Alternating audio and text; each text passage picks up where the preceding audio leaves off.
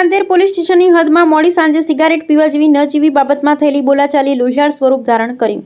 સુરત શહેરના રાંદેર પોલીસ સ્ટેશનની હદમાં મોડી સાંજે સિગારેટ પીવા જેવી ન જીવી બાબતમાં થયેલી બોલાચાલી લોહિયાળ સ્વરૂપ ધારણ કર્યું હતું, જેમાં 33 વર્ષીય યુવકની ચપ્પુના ઘા ઝીંકી નિર્મમ હત્યા કરી દેવામાં આવી હતી। આ સનસનાટીભરી ઘટના બાદ વતન નેપાળ ભાગી જવાની તૈયારી કરી રહેલા એક સગીર અને એક આરોપીને પોલીસે ગણતરીના કલાકોમાં ઝડપી લઈ કાયદેસરની કાર્યવાહી હાથ ધરી છે।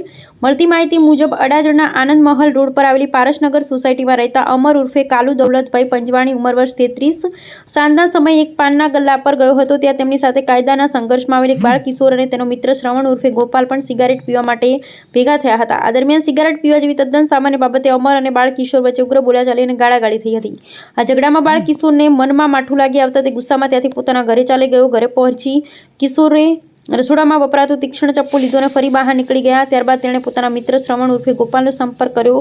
મોપેડ પર ફરી સિગારેટ પીવા જવાનો પ્લાન બનાવ્યો। આ સમયે શ્રવણ ઉર્ફે ગોપાલ મૃતક અમર પંજવાણીને પણ પોતાની સાથે લઈ આવ્યો।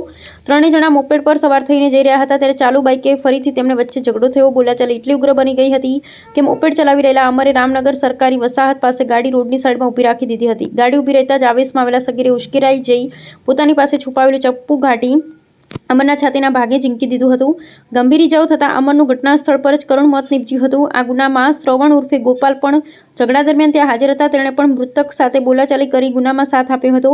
હત્યાના ગુનાને અંજામ આપી આરોપીઓ નાસી છૂટ્યા હતા। બનાવની ગંભીરતાને ધ્યાનમાં લેતા રાંદેર પોલીસ સ્ટેશનની સર્વેલન્સ ટીમ તાત્કાલિક એક્શનમાં આવી ગઈ હતી। હત્યા કરી બંને આરોપીઓ પોતાના વતન નેપાળ તરફ ભાગી જવાની ફિરાકમાં હતા। જોકે પોલીસે ગણતરીના કલાકોમાં જ આરોપી સગીર અને શ્રવણ ઉર્ફે ગોપાલ રાજેશભાઈ વસાવાની ધરપકડ કરી લીધી છે।